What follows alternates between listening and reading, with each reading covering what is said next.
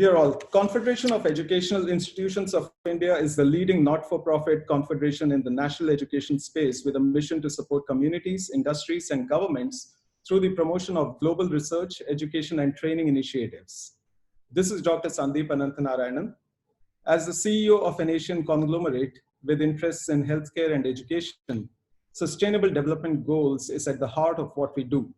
I'm also the co-chair at large for CEII Special Projects Committee, bringing you this inaugural Sustainable Development Goals Dialogues of Hope webinar series. CEII's SDG Dialogues of Hope series represents the inspirational, visionary, and youth-oriented conversations defining sustainability paradigms. In this milieu, the theme for this current webinar is the role of schools in creating SDG thought leaders. Through this hour, we would witness the keynote speech, followed by the launch of 2 CEII initiatives, followed by an esteemed panel discussion, and concluding with audience questions and a vote of thanks. Before we move on to the keynote speech, on behalf of the Confederation, let me take this opportunity to welcome our esteemed panelists, Dr. Periwal, Chairperson, Jayashree Periwal Group of Schools, Jaipur, Ms. Meeta Sharma, Principal, Mussoorie International School, Mussoorie, Dr. Shalini Advani, School Director, Pathway School, Noida, Dr. Neeta Bali, Director and Principal, G.D. Goenka World School, Mr. Dilip George, Principal, Doon International School, Riverside Campus, Mr. Srinivas Akula, Project Manager, Center for Sustainable Development, University of Columbia. Our special mention to Zoom for technology support, and a special individual mention to Mrs. Malevar from Springdales for knowledge support. I would also take the opportunity to give a brief introduction of our keynote speaker, Ms. Kali Taylor. Ms. Kali Taylor is advisor at UN SDG Lab.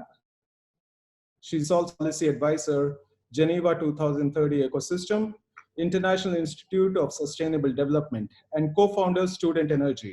With significant SDG experience behind her, CEII welcomes you, Ms. Kali Taylor, and requests you for giving the keynote speech. Thank you. Great, thank you so much. I'm just going to share my screen and hopefully you all can see my PowerPoint.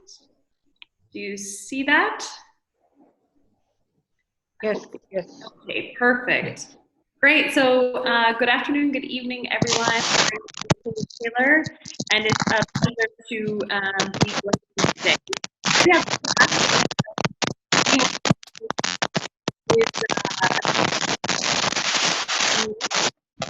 Just go on mute. I'm getting quite a lot of background noise. Perfect, thanks. So as was mentioned, my name is Kaylee Taylor and I am an advisor with the SDG Lab here at the UN Geneva. I'm in the UN Geneva building right now, and it's an absolute pleasure to be with you, and thank you so much for the invitation. As was also mentioned, I have a long history of working on sustainable development, but from various different angles, whether it be with the UN, private sector, or I also was a co-founder and ran a youth NGO. So I've come at the sustainable development agenda from various different perspectives, and I hope what I share today will help many of you to understand the 2030 agenda and the sustainable development goals. So from what I understand, many of you have heard of the goals, but not all of you potentially know exactly what the agenda is all about. So these are the 17 SDGs. They cover and span all different sections and sectors of society. They focus on economic, environmental, and social development, and they are a integrated picture of what sustainable development is.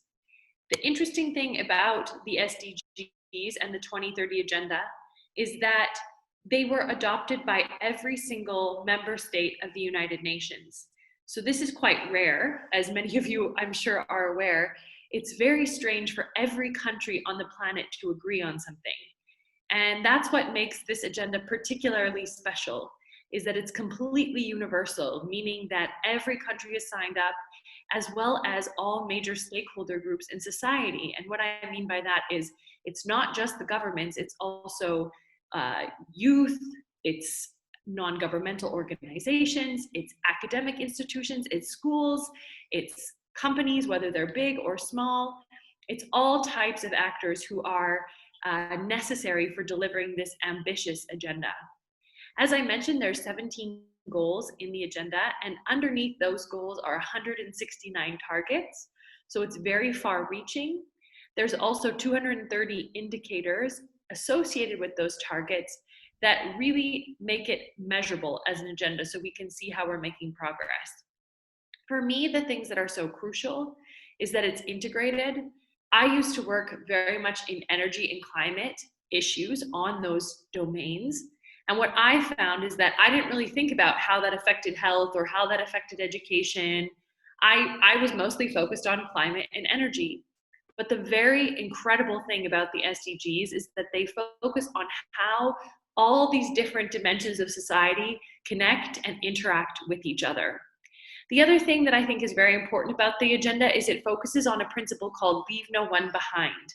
And what that means specifically is that we focus on those in society who are the most vulnerable, who have the most challenges to overcome, in order to help bring them forward and help them experience sustainable development so that we all can experience the benefits of that.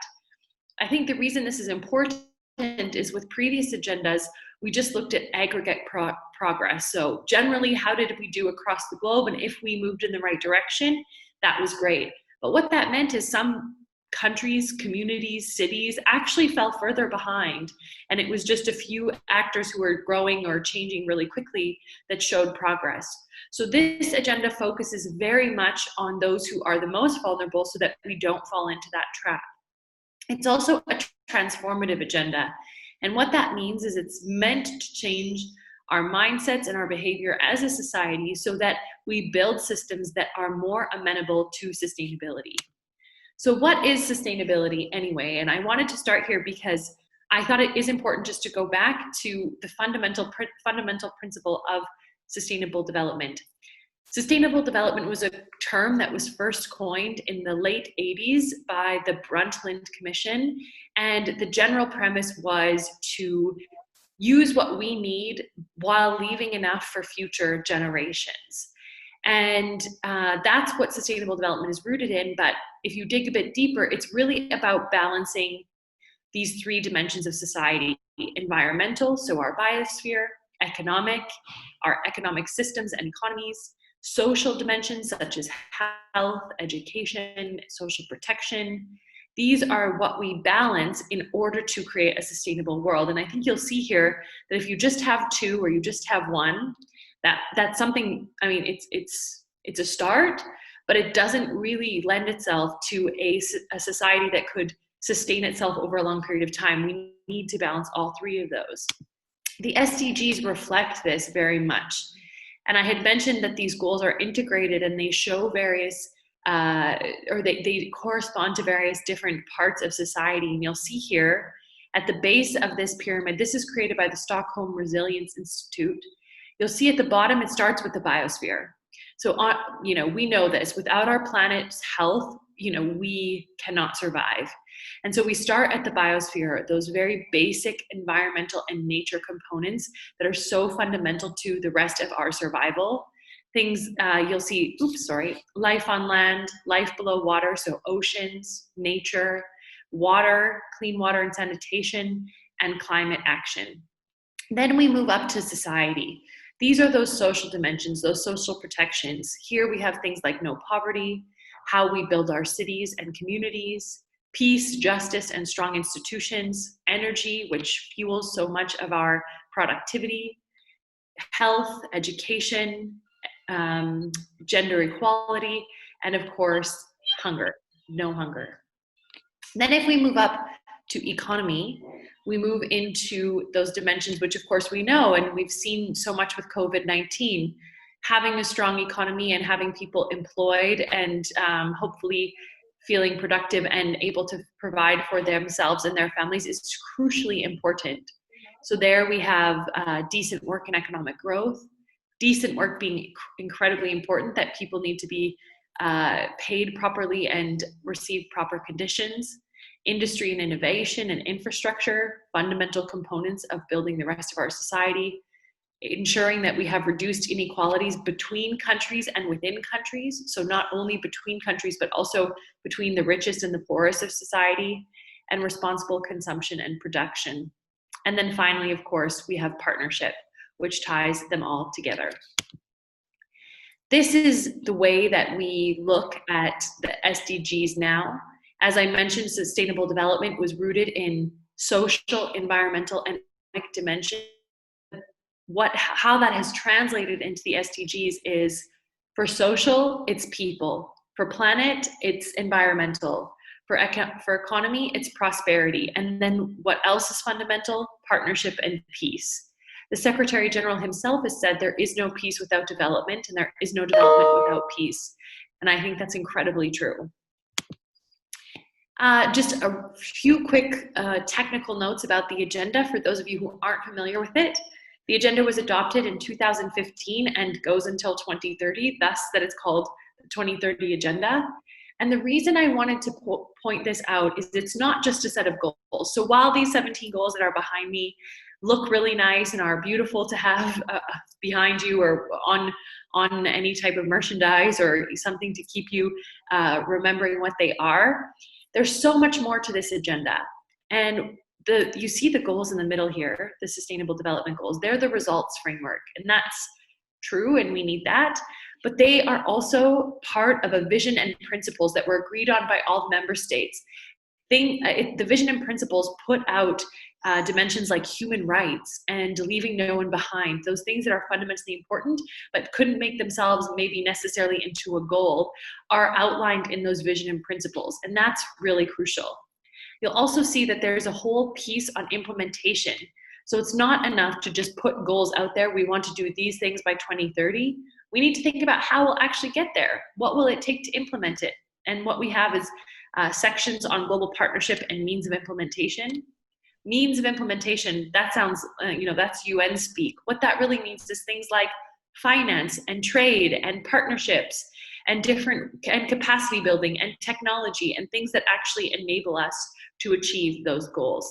And finally, there's what's called follow-up and review mechanism to make sure that we hold our countries and our governments accountable for what they said that they would do, and also to hold ourselves accountable for contributing to the agenda.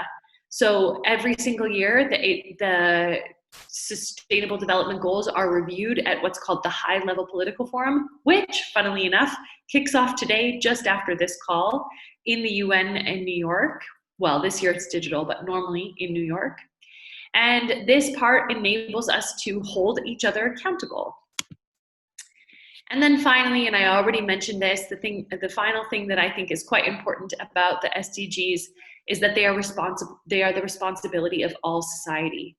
One thing that you might not know is that when the SDGs were being created, there was a survey that went around to almost 7 million people that asked for their input about what they felt was important in society. It was called the My World Survey. And therefore, it's rooted in the needs of people, of the needs of governments, and all aspects of society. So while the United Nations maybe oversees the agenda in terms of reporting and reviewing and ensuring that countries have what they need, it's ultimately up to us as countries, as members of our country, as citizens, to implement it. So the governments are the ones who have signed up, who have said we are accountable, but youth, civil society, private sector, academic institutions, schools, all have an important role to play in delivering. And the final thing that I think is very important to mention is that there is a mindset shift that's required to achieve these goals, and a new set of skills that is needed in order to build the future that we want. And I work at an innovation lab within the UN, and in that lab, we believe that we need to move the entire development system, the entire system around which we have developed the Sustainable Development Goals. We need to move it away from fragmentation, so people working in their own silos, to more integrated approaches, people working working across different silos, working with each other, thinking about how their domain affects other domains. We need to move from competition, which is very much rooted in our, needing to hoard our own resources or, keep our own pieces protected, to collaboration where we work together and we create new opportunities to leverage each other and to build and generate together and co-create together. And we need to move from being risk averse to being innovative and taking calculated risks where it makes sense. And as schools and educators, I think this is where we can make a big difference. I do believe that if we start to instill these integrated, collaborative, and innovative mindsets in people, in ourselves, that's when we will start to see real change and delivery of this agenda. That's all I have for now, but I look forward to the conversation, and thank you again so much for having me. Thank you, Ms. Tyler, for an absolutely exhaustive discussion into SDGs. I believe what you have mentioned would form the basis for today's discussions, more or less. Moving on, CEII thanks students and school leaders from the following schools who are currently either attending or viewing the stream live. Just for the panelists, we've already crossed the limit on Zoom for our attendees. So there are hundreds of others who are watching on our YouTube channel.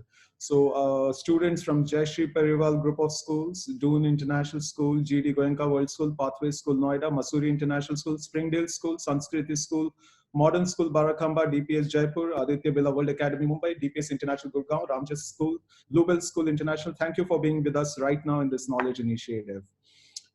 Before moving on to the panel discussion, I would now like to quickly announce the launch of two of CEII's benchmark initiatives, the CEII SDG Guild and the CEII SDG Youth Entrepreneurship Program.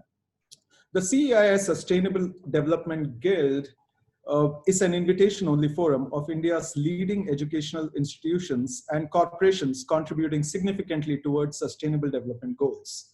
The Guild would act as a policy advisor to government and policymakers, as well as provide inputs on the areas where policy investment should be directed.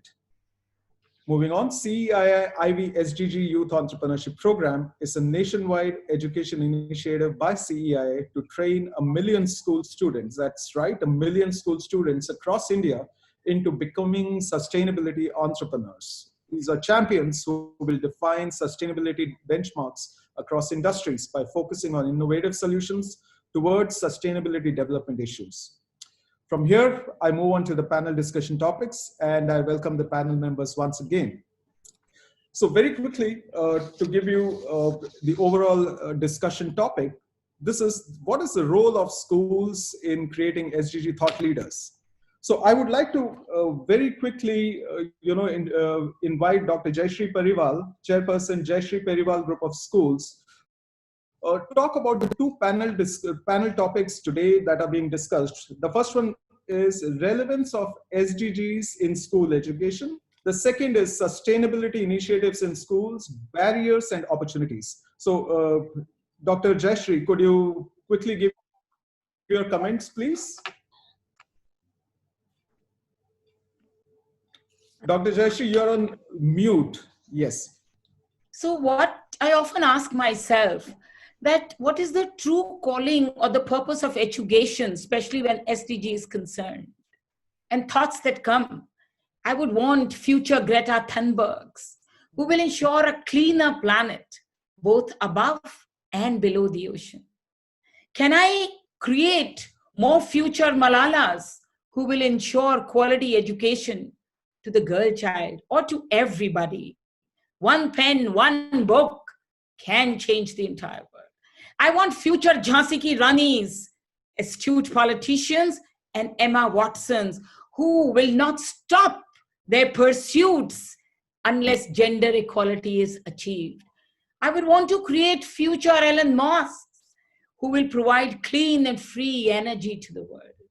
I want future Bill Gates who will be job generators, looking at the economy, ensure parity and have carbon positive companies.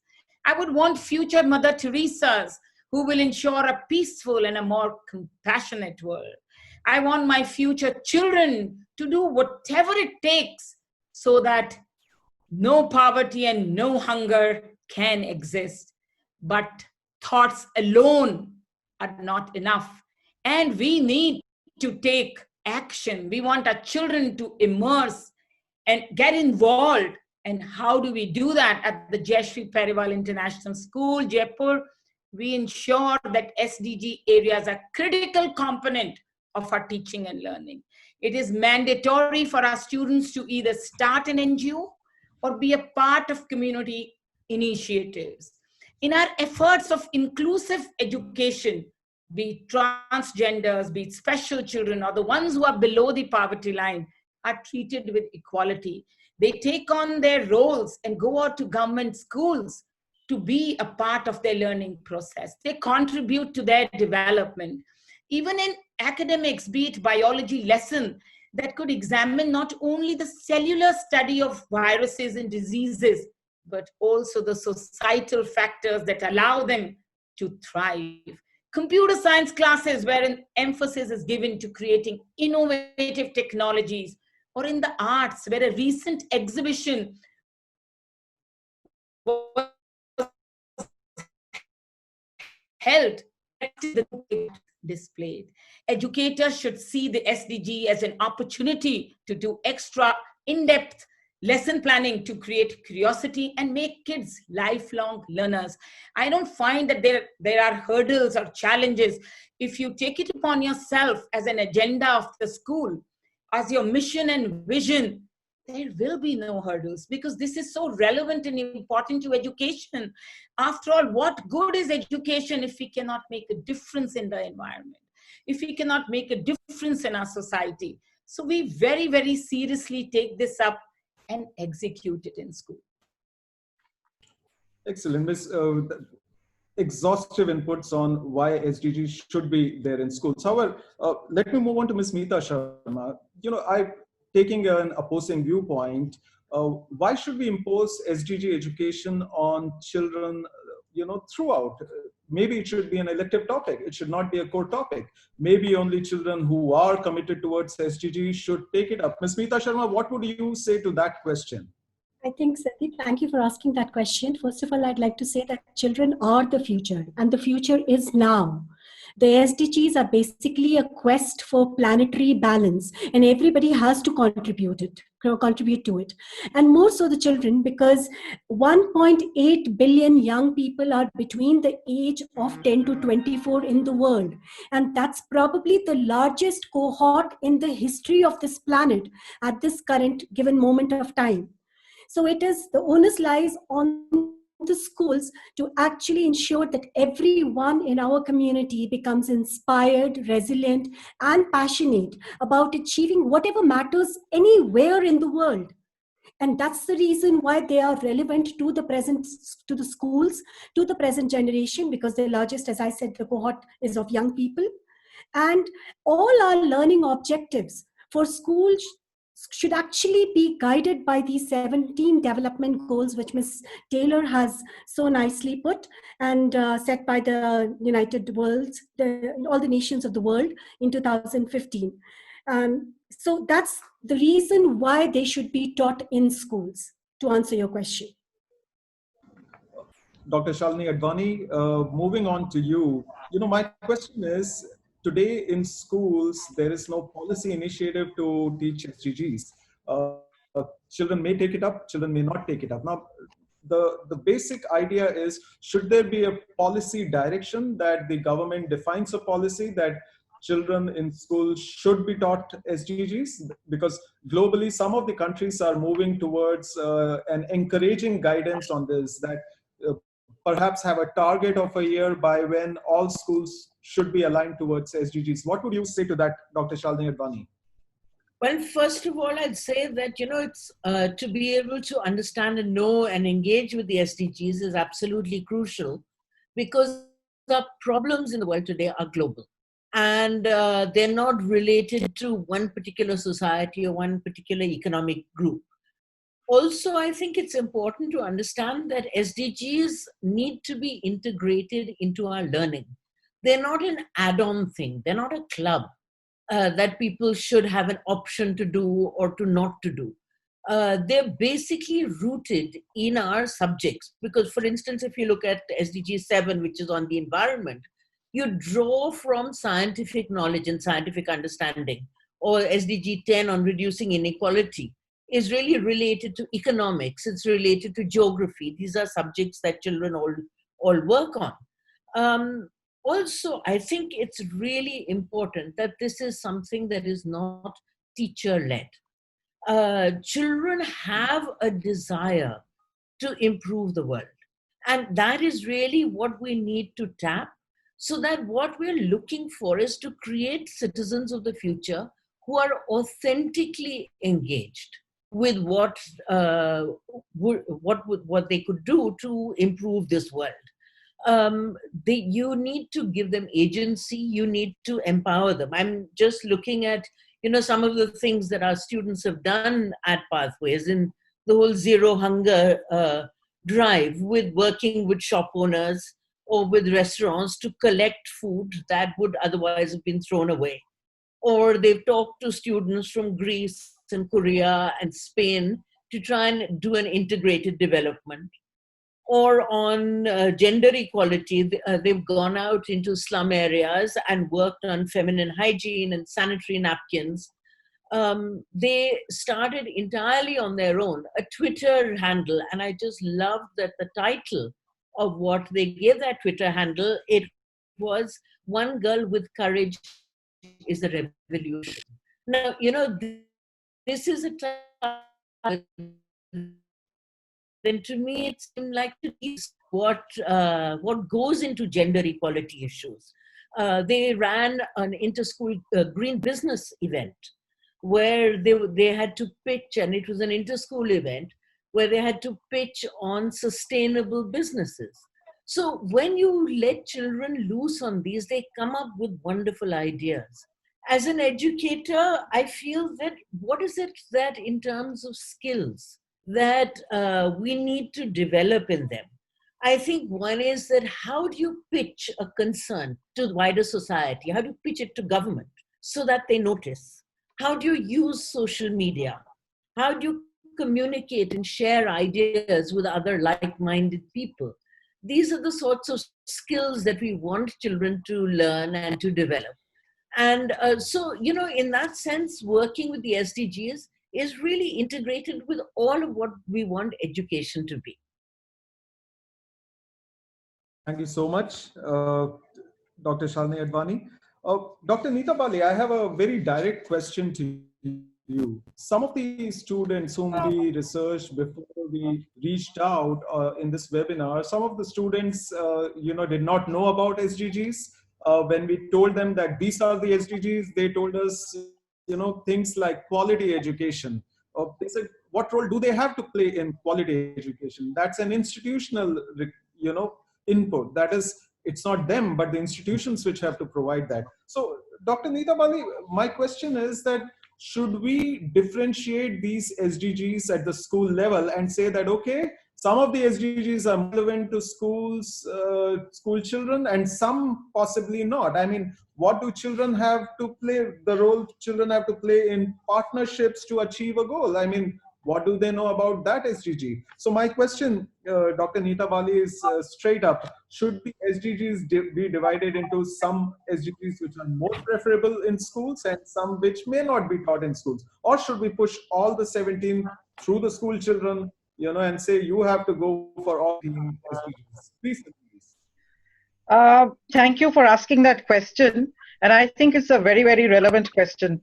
To begin with, as somebody who's associated with a world school, a school that teaches the IB curriculum, where learner attributes are integral to students' learning, all our students are expected to be caring, compassionate, reflective, responsible thinkers and risk takers. So I think it makes perfect sense that first and foremost, it is our responsibility as educators, not merely people who are associated with world schools, but otherwise too, as educators, I think it's our role and responsibility to ensure that all our students are familiar. First, they are familiar, informed about the 17 Sustainable Development Goals that are going to transform our world. They have to know that they have to be responsive and they are responsible. They may not be able to attempt to accomplish or to actualize all the goals, but definitely they can contribute to a great degree in some of the goals. Get them to be familiar with all the goals. Next, I would say, allow them the choice. Let them sift and let them cull those goals that they feel they can easily implement in a school environment with the assistance of the staff.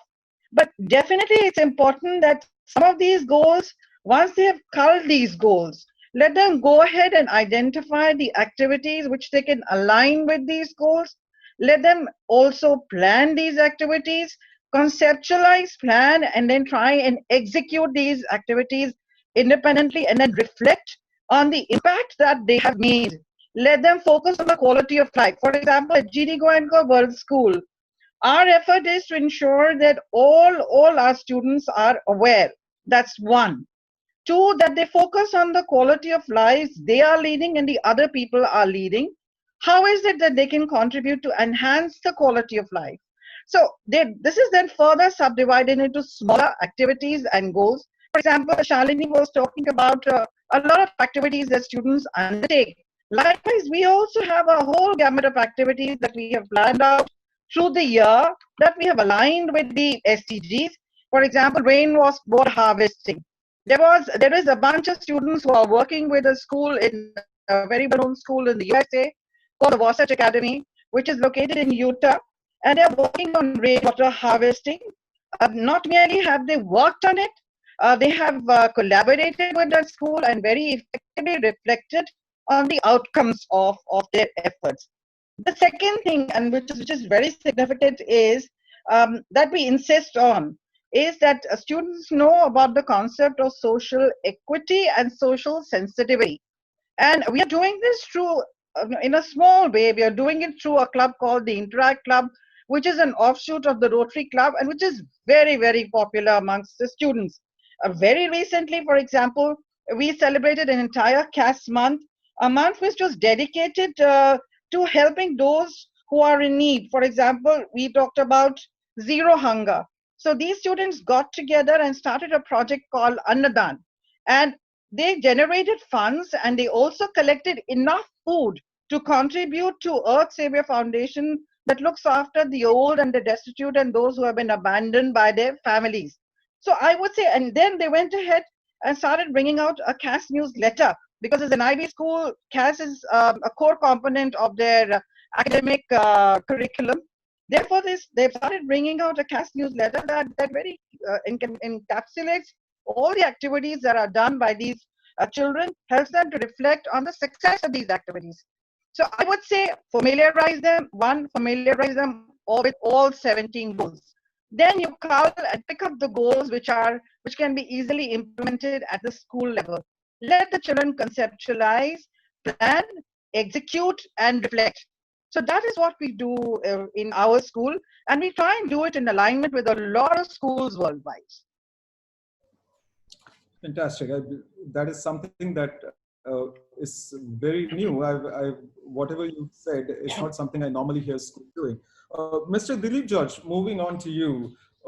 I draw the today's scenario, which is a pandemic-based scenario. These are unprecedented times. But coming down to the microeconomics of it, the school duration is dependent upon online classes, and in online classes, you can't teach 5 hours, 6 hours every day to students, and anyway, classes are reduced. So Mr. Dilip George, my question is that in this new scenario where you're looking at reality, where we don't have so many hours to teach students, how do you match the SDG teaching into your normal curriculum? There's a very micro-based question. How would you try to match the SDG education into a shorter course, shorter time duration that is there in online education? Thank you, Dr. Sandeep, for inviting me into this panel. I've been listening to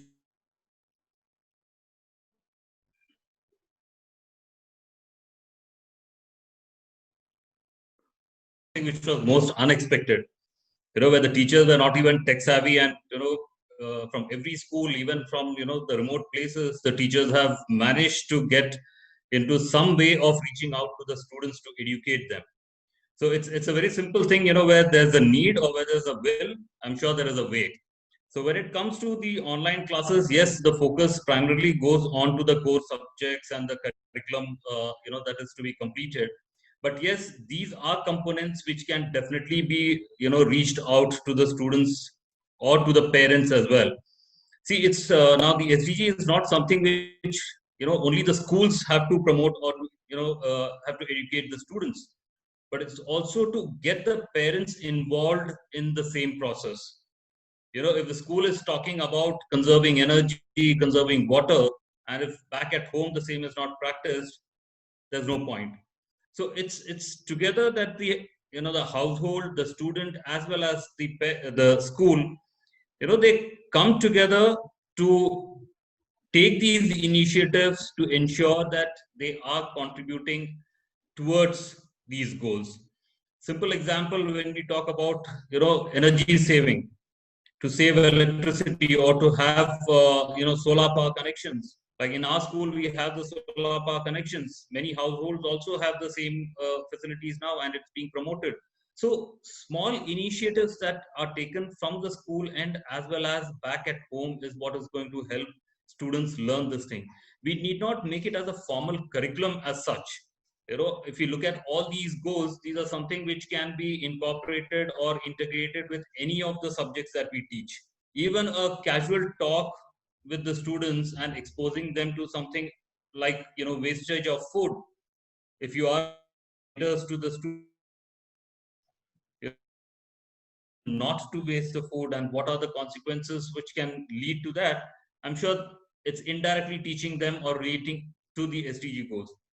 So whether it is online or offline, it's all about how we bring about these discussions within our classrooms itself.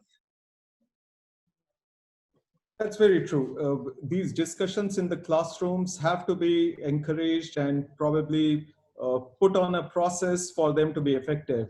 Ms. Tyler, I move on to you. From your keynote speech, I took on many points, but one of the points that I wanted to put across was with respect to a recent research that was done in the UK, where there's one objective of United Kingdom that all schools should have been aligned with sustainability development goals by 2020, and then they did a research on how many schools were aligned, and the results were quite, I would say, disappointing.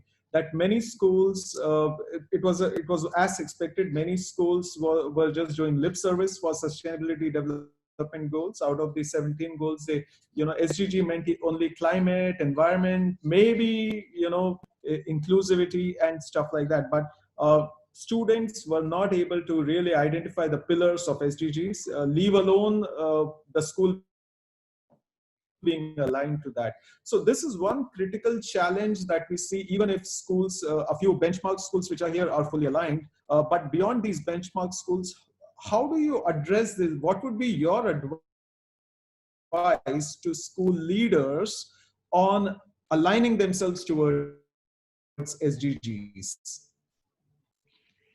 It's a really good question. I mean, one of the things that I think is crucially important to remember is that the agenda is a tool that will allow us to achieve an ultimate goal, which is sustainable development.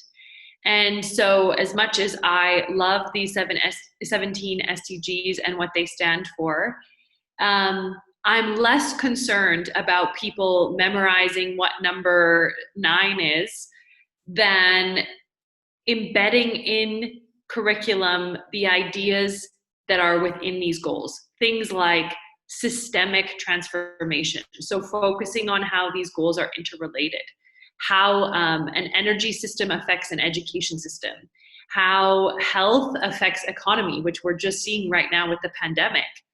I believe that what's more important is that the fundamental curriculum is rooted in this systemic thinking and this balancing of economic, social, and environmental priorities, rather than necessarily tying every single thing to a goal.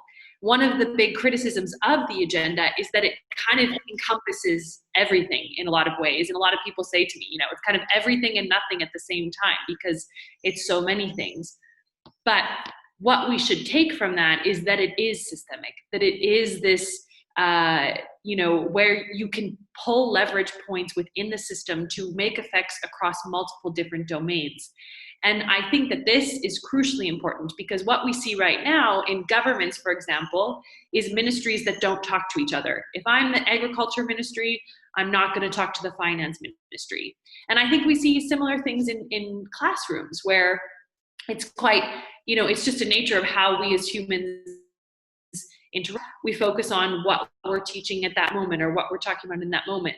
But if we can start to draw the links to other pieces, that's really important. And I completely agree with Dr. Nita Bali, who said about making students aware generally of the goals and the principles, but then encouraging them also to find out where they want to have the most effect, where they want to contribute the most. Because ultimately, no one person can do all of this alone, no one group. We need to all be contributing in our own way.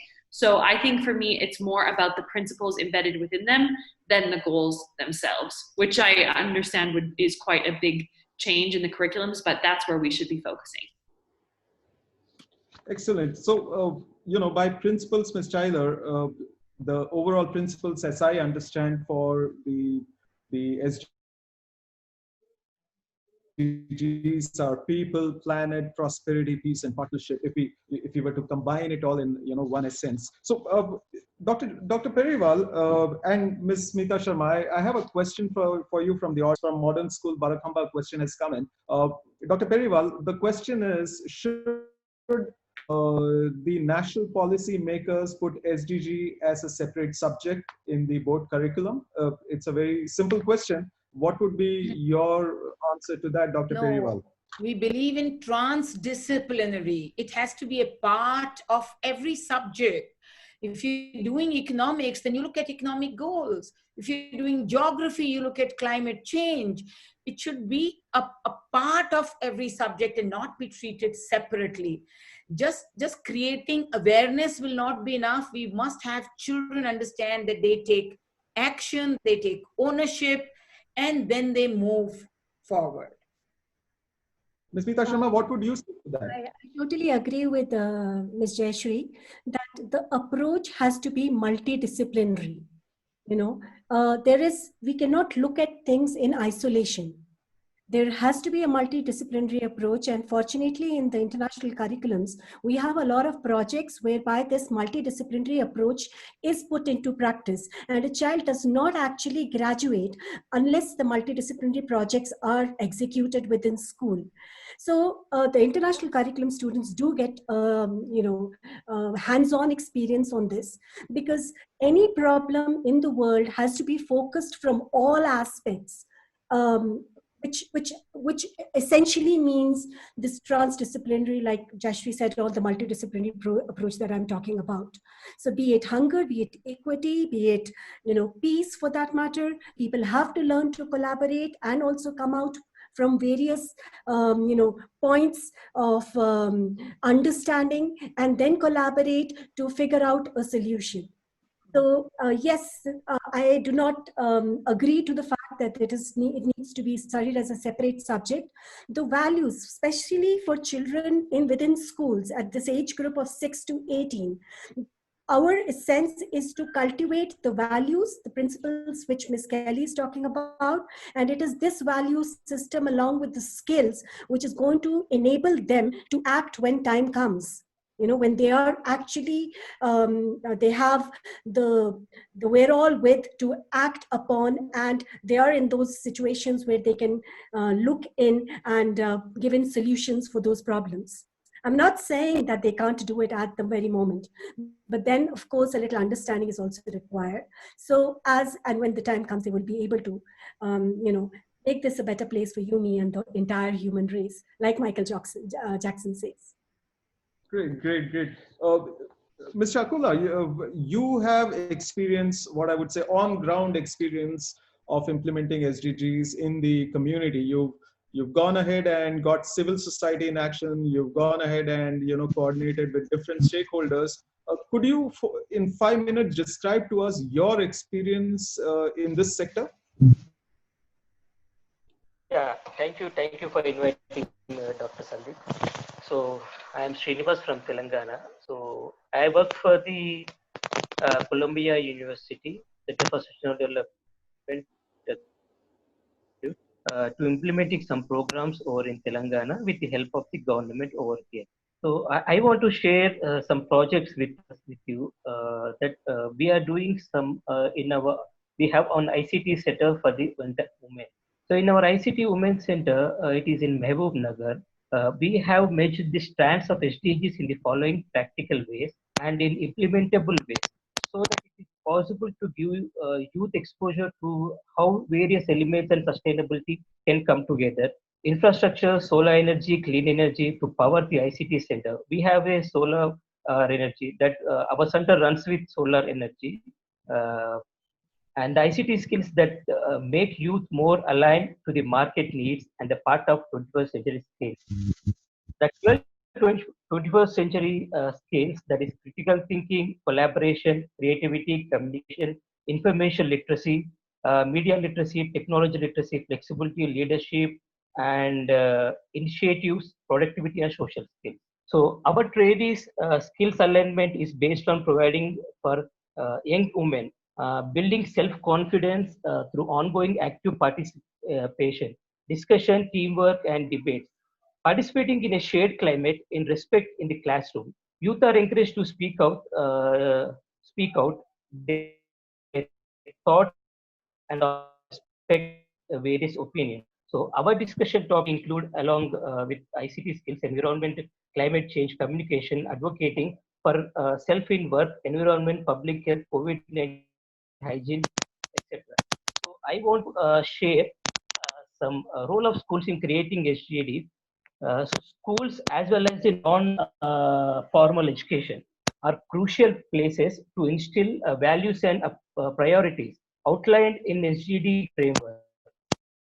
So by design, students have almost daily exposure to learn settings where the ideas and opinions are formulated as they grow. So we believe raising and nourishing curious, fascinating young minds into tomorrow's responsible leaders. So it requires that first need to be immersed in such settings that exposes them to a certain encouraging culture, where the values and priorities outlined in UN's agenda, SGD agenda, are discussed and practiced.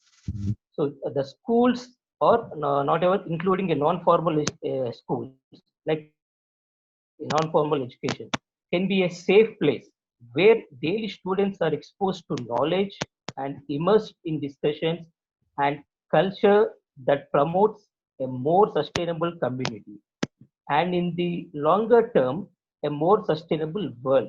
I want to share from SGD 4.7 use as a solid reference and on how to encourage SGD thought leaders with our youth. So SGD 4.7 by 2020 ensure all the learners acquire knowledge and skills needed to promote sustainable development, including among other through education for sustainable development and sustainable lifestyle, human rights, gender equality, promotion of a culture of peace and non-violence, global citizenship and appreciation of culture diversity and of culture and contribute to sustainable development. So we have some projects going on, taking some SGDs agendas in some districts of Telangana. So some projects we have on the in the first climate change. One is from gender equality, and another one for clean energy. So these three agendas we kept it, and it's going on. Not only these, we are planning to have we have the team we are helping. They are helping from the US, and here from Telangana we are planning to have not only in the this is an private. It is called as a private organization. It's a non-formal education, but we also dealing with the sub government school in literacy learning, like Telugu literacy. Let me interrupt you here. My question is, when you are implementing these projects, and I would hold you for a minute, possibly direct these questions to Dr. Shalini Advani and Dr. Neeta Bali. This would be more pertinent to you. We just received this question, very interesting, from DPS International Gurgaon, very similar from Aditya Birla World Academy book. One of the questions says that sustainable development goals is inversely correlated with economic development. Now, I mean, this came as a statement. sustainable development goals is inversely correlated with economic development. Possibly they meant GDP. The second question from DPS was about thing that US has pulled out of various, environment treaties. Mainly, it was supposed to be the benchmark of upholding sustainable development goals. But children who are looking towards the US now feel that if the US is not doing it, why should they do it? So I have two very questions I wanted to put before we close. Number one is sustainable development goals seems to be inversely correlated with economic development. As why should we do it if US is not doing it? So if I can request Dr. Shalini Advani to speak first, and then Dr. Nita Bali.